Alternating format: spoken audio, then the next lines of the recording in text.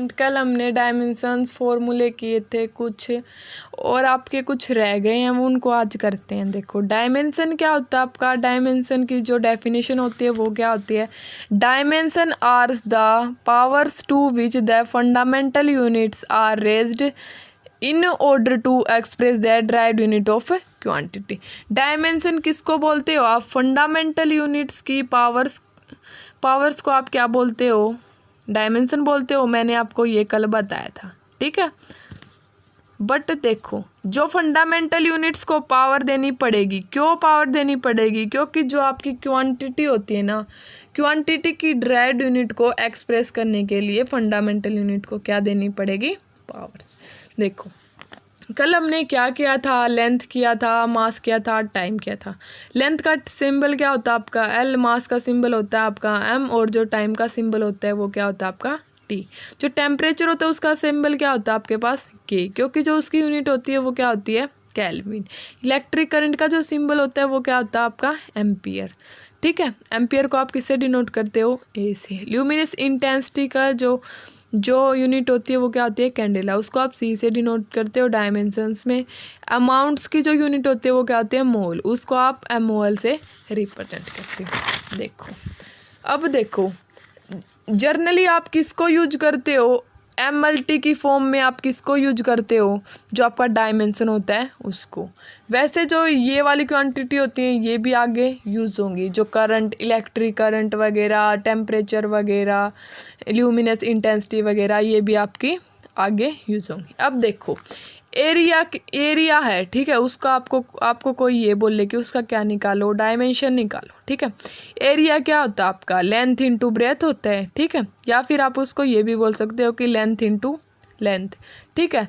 तो जो आपका एरिया हो गया वो क्या होता है, उसकी यूनिट क्या होगी लेंथ का स्क्वायर, यानी कि उसकी यूनिट क्या होगी मीटर स्क्वायर। तो m की पावर 0, l की पावर 2 और t की पावर 0। m की पावर 0, t की पावर 0 क्यों हुई, क्योंकि इसमें मास की और टाइम की तो कोई टर्म यूज ही नहीं हुई। इसके बाद आपको कोई ये बोले कि आप वॉल्यूम का क्या निकालो, डायमेंशंस फॉर्मूला। तो वॉल्यूम क्या होती है आपकी, वॉल्यूम होती है उसकी यूनिट क्या होती है आपकी मीटर क्यूब, ठीक है। जो मीटर होते हैं वो किसमें, उसकी यूनिट क्या होती है आपकी लेंथ होती है। तो जो वॉल्यूम की यूनिट हो गई वो क्या हो गया आपकी लेंथ का क्यूब, ठीक है। तो इसका कोई आपको ये बोले कि डायमेंशंस फॉर्मूला निकालो, तो क्या आएगा इसका m0 l3 t0, ठीक है, क्योंकि इसमें मास की और टाइम की तो कोई टर्म यूज़ ही नहीं हुई, ठीक है। इसके बाद आता है आपका मास डेंसिटी, ठीक है। उसका जो फॉर्मूला होता है वो क्या होता है आपका मास अपॉन वॉल्यूम, ठीक है। मास की यूनिट क्या होती है आपकी किलोग्राम और वॉल्यूम की यूनिट क्या होती है आपकी मीटर क्यूब। तो मास को आप किलोग्राम को आप किससे रिप्रेजेंट करोगे एम से, और जो मीटर क्यूब होता है वो उसको आप किससे रिप्रेजेंट करोगे लेंथ के क्यूब से। जो इसका डायमेंशन फॉर्मूला हो गया वो क्या हो गया m1 l की पावर -3 और t की पावर 0, ठीक है। इसके बाद अब आता है आपका एक इम्पल्स, ठीक है। इम्पल्स बस यूनिट की आपको क्या पता हो, फॉर्मूला पता हो, ठीक है। तो अपने आप उसका आप क्या निकाल सकते हो, डायमेंशन फॉर्मूला निकाल सकते हो। अब देखो इम्पल्स का जो फॉर्मूला होता है वो क्या होता है फोर्स इंटू टाइम, ठीक है। इसने टाइम को किससे रिप्रेजेंट कर लिया डेल्टा टी, डेल्टा टी मतलब small change, F multiply by delta T. मैंने आपको कल भी ये बोला था कि आप फोर्स का जो डायमेंशन फॉर्मूला है वो तो आप याद ही रख लो। जो फोर्स का आपने कल निकाला था उसका डायमेंशन फॉर्मूला क्या था m1 l1 t - 2, और टाइम का क्या हो जाएगा आपका t हो जाएगा, ठीक है। तो इसका जो डायमेंशन फॉर्मूला आता है वो क्या आता है m1 l1 t की पावर -1, क्योंकि ये -2 पावर है आपकी फोर्स की जो डायमेंशन होती है। एक ये पावर हो गई -2 और +1 क्या बच गए आपके -1। इसके बाद कोई आपको ये बोले कि इलेक्ट्रिक चार्ज होता है ना उसका डायमेंशंस निकालो, तो आप कैसे निकालोगे। देखो जो आपका इलेक्ट्रिक चार्ज होता है वो किसके इक्वल होता है Q = I क्रॉस T, ठीक है। जो आपका इलेक्ट्रिक करंट होता है I वो किसके इक्वल होता है चार्ज अपॉन टाइम, ठीक है। तो यहाँ से आप Q की वैल्यू निकालोगे तो Q की वैल्यू क्या आ गई I क्रॉस टी, ठीक है। जो आपका इलेक्ट्रिक करंट होता है उसकी आपकी यूनिट मैंने आपको बताई होगी शायद, उसकी यूनिट क्या होती है, एम्पियर होती है, ठीक है। एम्पियर को आप किससे रिप्रेजेंट करते हो, ए से रिप्रेजेंट करते हो, टाइम को आप टी से रिप्रेजेंट करते हो। अब देखो जो इलेक्ट्रिक चार्ज होता है उनका जो डायमेंशंस होता है वो क्या होता है, m की पावर 0, l की पावर 0, t की पावर 1 और a की पावर 1, ठीक है। इसके बाद आता है आपका इलेक्ट्रिक पोटेंशियल, ठीक है। उसका जो फॉर्मूला होता है वो क्या होता है, वर्क डन अपॉन चार्ज।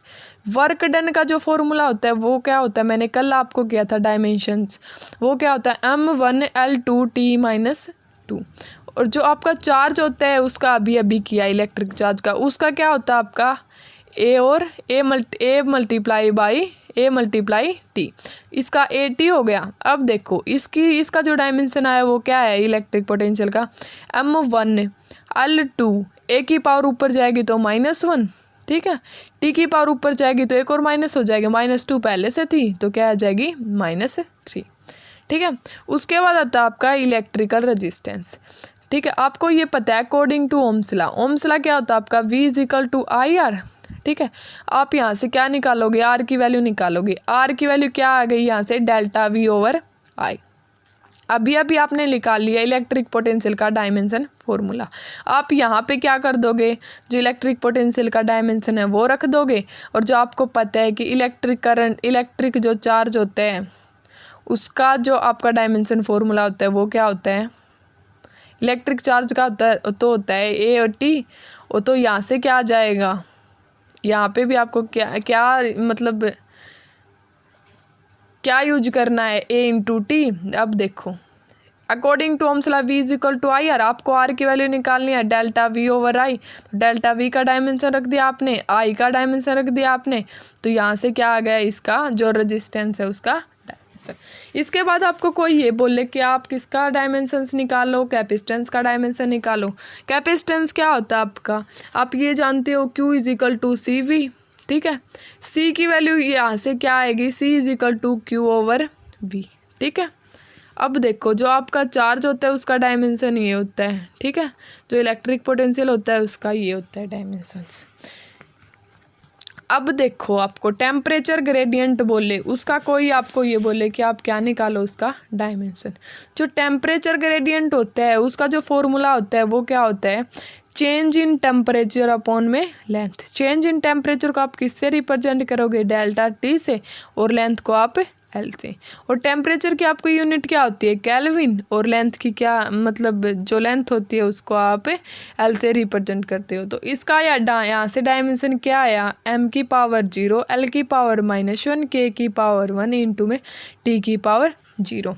आपको कोई ये बोले कि टेम्परेचर का ग्रेडियंट इन मास की फॉर्म में आप क्या बताओ, डायमेंशन बताओ, तो क्या आएगा 0, क्योंकि डायमेंशन तो आप किसको बोलते हो, डायमेंशन तो आप पावर्स को बोलते हो। तो m की पावर क्या है इसमें 0। टेम्परेचर ग्रेडियंट इन लेंथ की फॉर्म में पूछे तो -1। अगर कोई टेम्परेचर ग्रेडियंट इन टाइम के फॉर्म में पूछे उसकी भी वैल्यू क्या आएगी आपकी, उसकी भी वैल्यू आपकी 0 आएगी, ठीक है। ये कुछ थे आपके डायमेंशंस फॉर्मूले, ठीक है।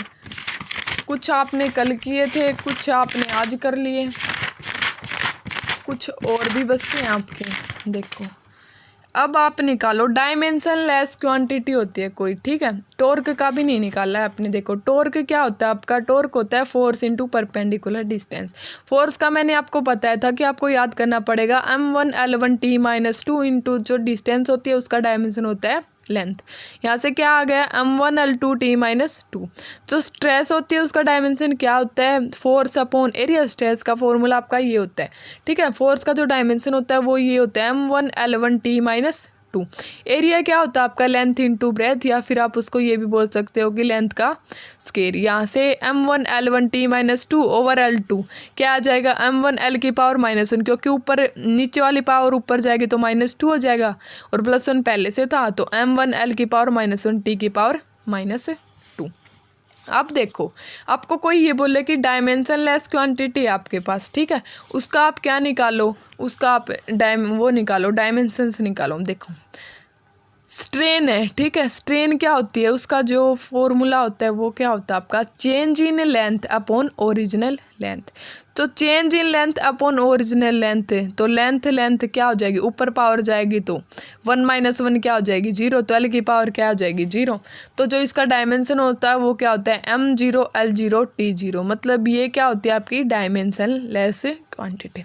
इसके बाद होता है आपका रिफ्रैक्टिव इंडेक्स। रिफ्रैक्टिव इंडेक्स का जो फॉर्मूला होता है आपका वो क्या होता है, speed in first medium upon speed in second medium. ठीक है, स्पीड इन फर्स्ट मीडियम को आपने v1 से डिनोट कर लिया और स्पीड इन सेकंड मीडियम को आपने v2 से डिनोट कर लिया। ठीक है, तो v ऊपर जाएगा तो वहीं क्या हो जाएगा 0 हो जाएगा। तो इसका जो भी डायमेंशन क्या होता है m0 L0 T0। जो स्ट्रेन और जो रिफ्रैक्टिव इंडेक्स होते हैं वो क्या होते हैं आपकी डायमेंशन लेस क्वांटिटी। इसके बाद पोटेंशियल डिफरेंस का आपने कर लिया डायमेंशन फॉर्मूला।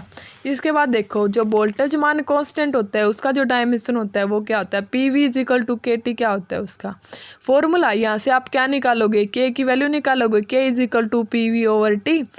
P क्या होता है आपका प्रेशर, फोर्स, एरिया। ठीक है, अब देखो यहाँ से आपको क्या निकाला है प्रेशर। आपको पता है कि प्रेशर क्या होता है आपका फोर्स ओवर एरिया। प्रेशर का फॉर्मूला है, प्रेशर का फॉर्मूला आता है फोर्स अपॉन एरिया। एरिया पहले से ही है क्योंकि वॉल्यूम आपकी क्या होती है एरिया इंटू लेंथ होती है, तो एरिया इंटू लेंथ है, अपॉन क्या आ जाएगा अपॉन में Q आ जाएगा। ठीक है, तो यहाँ से क्या आ जाएगी देखो m1 L1T की पावर -2L/Q, ये क्या आ जाएगा इसका डायमेंशन फॉर्मूला।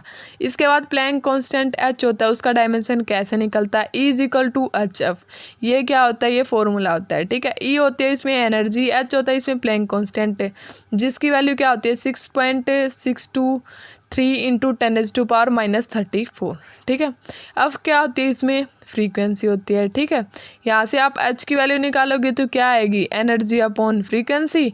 एनर्जी क्या होती है, जो वर्क डन की यूनिट होती है वो क्या होती है आपकी एनर्जी की। जो फ्रीक्वेंसी क्या होती है 1/टाइम, तो ये ऊपर जाएगा तो क्या हो जाएगा फोर्स इंटू डिस्प्लेसमेंट। जो वर्क डन होता है वो क्या होता है आपका फोर्स इंटू डिस्प्लेसमेंट।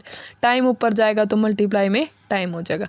इसका डायमेंशन क्या आ जाएगा m1 L1T - 2 × L, क्योंकि जो फोर्स का जो डायमेंशन होता है वो क्या होता है आपका m1 L1T - 2। जो डिस्प्लेसमेंट होती है वो उसकी भी यूनिट क्या होती है लेंथ है, तो उसका L आ जाएगा, टाइम का T आ जाएगा, तो यहाँ से इसका आ जाएगा।